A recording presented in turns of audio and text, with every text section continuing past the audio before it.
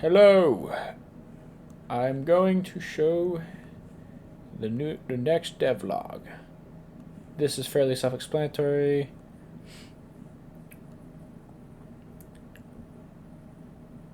Yeah.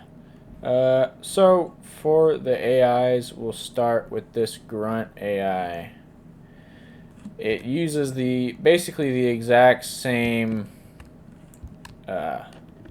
the exact same prefab as the normal tank, except it has this grunt AI on it. So yes, it's the same thing as the player, just a different controller. And I'll show off the 4 personalities. And I have a base AI controller as well inside of here. But something I gotta show off for the noise. So I have this special class that I made for noise. I do sound a little bit differently. So I'm just gonna explain the way I do that. So basically, I've got this public class noise, and then there's actually this static event for a noise event, and it takes this sound structure, which you can create easily, and the sound structure is just a source that made the sound, a volume for how loud it was, the location, and when the sound was made, and this has a whole bunch of listeners. So if I open up the senses, you've got this handle noise event, which on initialization of this, it will bind the handle noise event to any noise invoke. And it's going to take that sound structure, and it's going to do some stuff based on the hearing range and whatnot, and it's going to determine whether it's heard it or not. And if it does hear it, it's going to call the heard noise inside of this the senses. And the heard sound is then also going to invoke its own event. So basically, what you got is you've got this static event that everything that's listening for sound checks for, and then you've got within here an event which will trigger stuff inside the controller. Now, if we go to... So that's basically how the sound works. And so the idea is that this heard sound delegate is going to be binded to from the controller. And the controller is going to have a reference to the senses, obviously. So the controller is going to bind its own functionality to this heard sound event. So it'll know when it hears an event. And this is a public... well, this is private, but it has some stuff for getting information about it. So you'll be able to... we'll be able to collect information on when the last sound was heard and whatnot. Now, the next thing I have to explain is how the states work. So I have right here an iState interface, and this contains a tick, a begin, an end, and then a string for the name. So essentially, let me close a lot of these out. Let's open up, for instance, how about Patrol State has a whole bunch going on, so that one's a good example. And we'll open up AI Scout. So, I know another thing I have to open up is the state machine. So, I implemented a more modular state machine. So, let's explain all of this. Let me close just these for now so you can see all the function names. Alright, so first of all, a state is just any object that has a tick, a begin, an end, and a state name. And so the tick is used to do the work for the state. So instead of our patrol state, this tick, this is the actual work that is being done. And whenever you create a state, you're passing it a whole bunch of information. So this specific state needs the controller. It needs the transform patrol locations list. and it needs the targeter. And so the targeter is actually what the AI uses to locomote around. It just sets the location of the targeter, and then the AI will move to that position. And these on begin things will change some stuff. So when you enter this state, it's going to set your patrol index to 0, tell it to go forwards, and then set the AI target to the position in the patrol location. So the on end will also do some stuff. All of them call this controller.default movement values thing just to set all the movement of the controller to the default values again. And so this state machine now, let's open this up. It's got a current state, which is an I state, so it can be this patrol state. And it's got this dictionary, which contains a list of transition objects. Now, what is a transition object? A transition is a data structure that is just a condition, which is this. It's a Boolean condition and an I state that it will transition to if this condition is correct. This isn't doing the work for that, though. This, where is it? This get transition is doing the work for changing your transitions. So this, but back up to here, this list right here, this dictionary, I mean. It's storing a dictionary of transitions. So basically you pass in the state's name into this, and so look at this patrol state's name. Where is it? It's just going to return state name, and this one's state name is just patrol state. So if you pass in the patrol state's state name, it'll give you a list of transitions from that patrol state to this, as well as you can then get the condition for transitioning. So yeah. Then we have a separate list. This is a cached list. So this list, the current transitions, is literally just this list, but with the current state's state name passed in as a dictionary for it to use.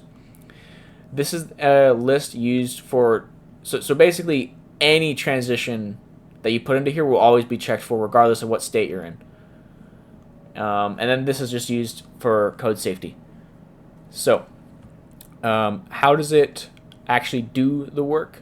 So first of all, whenever you change the state, we basically have, it'll check to see if the current state is already the new state. And if the new state is null, it won't do anything. It'll just cancel this whole function. But if this isn't true, it's going to continue. So it's going to call the on end for the current state, if obviously the current state is even set. And then it's going to set the new state. So before the current state gets changed, it's going to end the current state. Then it'll set the new state. Then it's going to update this transition list for the current transitions. And this is just for code safety. But then it'll, after it's updated the list, it's going to it's going to do the on begin for the current state, for the newest state, I mean. So that's the set state. So this is basically, if you ever want to change this value, just use this so that it calls the on begin and on end functions. So inside this tick now, we can see we're getting a transition, and we're setting that transition if it is not null. If we actually can get a transition, we're setting it. And so the way this get transition thing works is it's checking all of the any transitions to see if any of them are true, and then it's checking all the current transitions to see if any of them are true. And if none of those are true, then it just gives you null, so that it won't transition from this tick. And so if it doesn't transition, or if it does transition or whatnot, afterwards it's just going to do the work for the state on tick. So this tick function is going to be executed on update. And yeah, that's about it. Then there's these two other ones for adding transitions, and these are just used to add things to these lists, specifically. So we've got add transition, and that's gonna take a state from and a state to, and create and a function bool condition for it, and it's just gonna create a transition and add it to the list of in the dictionary for this state's string name. It's fairly self-explanatory. This one's going to do the exact same thing. It's just going to add it to the any transitions list, so it doesn't need a from transition. So this is the actual like AI state machine. So if we go into a controller like this AI Scout, you can see I have 3 states for this Scout. It's got a patrol state, a chase state, and an attack state. These are all doing their own work. So this patrol state will be patrolling around those patrol locations. The chase state will be chasing the player target, and the attack state will shoot and then immediately, it'll just shoot. You know, that's all it does. The attack state is fairly bland. Probably shouldn't actually need it, but inside of this update, now this is definitely not the way to do it. But I was having some weird like race conditions for like it was creating racing errors where certain things weren't initialized. Mainly the player wasn't initializing in time for this to be an update, or for this to be in start. So anytime I tried to set this in start, this would actually be null.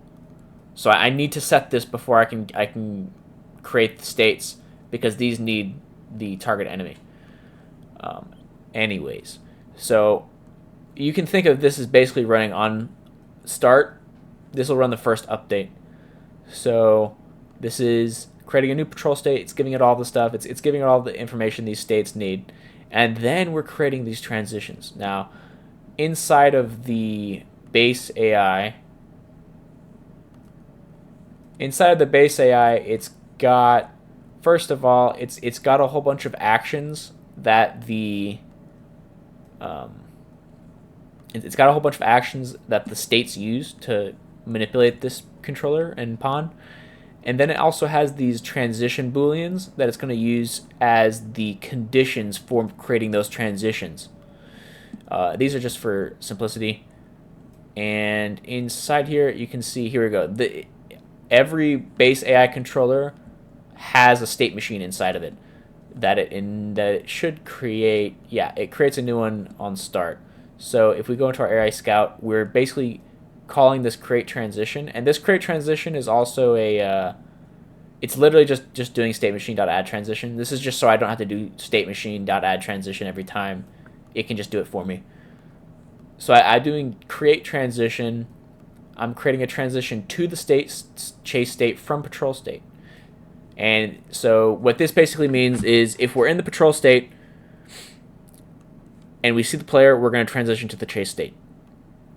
And this other one is if we're in the chase state and we can attack, we can then transition to attack state. And what attack basically is attack is a combination of things.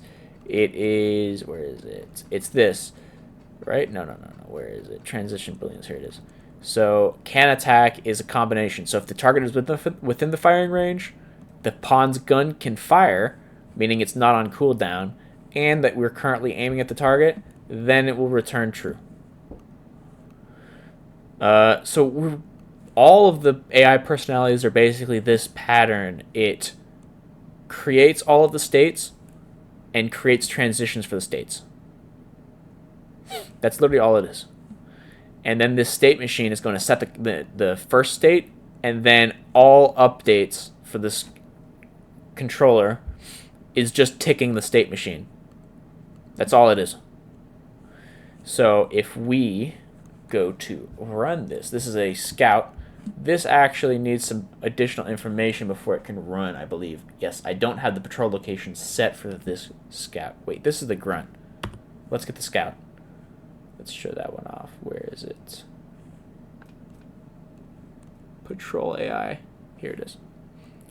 AI. Alright, so this needs the patrol locations, and I have it saved in this right here. So let's set these real quick. 1, 2, 3, and 4. So if I run this, we can see it's doing this patrol state. And look in the control log, it adds the transitions, and then it sets itself to patrol state, and it's doing the patrol state now. if, now we have that transition, so if it sees me, it is going to go into chase state and it starts chasing me. And then if it's able to fire, it fires. And then it immediately goes back to chase state because it can no longer fire. So, yeah. And this particular AI will always chase you. It won't ever go back to its patrol. Let's show off the other ones. So, let me delete this. I've got this guard AI, which takes a guard post. So this guard AI needs a guard post, or it won't work. So let me give it a guard post. Where is the guard post at? Here it is. So if we run this, I'm actually going to pause this real quick just to give you a look at the AI guard. Again, it's the same pattern. I create a bunch of states, create the transitions for those states. Well, when I create the states, I give it everything that it needs. These states all need their own stuff. And then I create a bunch of transitions from those states based on these conditions. And then I set the initial state, and I just do the work for it. That's it. And so some of these have their own special booleans. So this guard will have its own special state boolean transition. That is just if it's at the post or not. And then I have another one for if it's too far away from the post. So where is this post at? Oh, it's right there. I don't want it to see my player, so I'm going to actually move my player out of the way. Let's continue. So you see, it's returning to its state first, because that's the first state it's in. If we pause, we can see. That's the initial state. If we keep going, it's at that now. So then it sets itself to the guard state, and it's doing the turning that the guard state does. So the guard state just turns left and right based on a turning amount that you give it. And if we go into the game now, it'll do the same thing the scout state does. If it sees me, it'll transition into combat mode basically. And if I'm close enough for it to fire, it'll fire. And another thing about this guard is, yeah, if I get too far away, it just returns to its guard post. Whoa. As you saw right there, actually, there's a really cool bug with the way the bullets work. If you shoot a bullet out of the air, the bullet gets destroyed. This bug doesn't matter. Alright, I'm just going to show my other ones now. I'm not going to show you how they work. The grunt is very simple. What the grunt does is the grunt is basically the same thing as all the other AIs, except its initial state is idle. So you can think of it as just guarding this one sight lines, and the moment I walk into it, then it initializes and starts combating the player. This one, I have its movement value. Is this specific prefab? Its movement values are really weird, so it has a hard time actually locomoting. I could easily change that in the next update though. Next AI I want to show is, I'll show the turret. This is just the turret. So what the turret does is the turret AI doesn't move. So it's even weaker than the grunt, except the turret AI starts off in chase state. And in fact, it doesn't actually have chase state. It has a special state called turn 2, which is just going to turn to face the target at all times. And so, yeah, this guy immediately knows where I am. And that's all of the AIs I have. It's actually surprisingly easy to make another AI. I just need to make the state and then create the state machine, basically. It's very straightforward.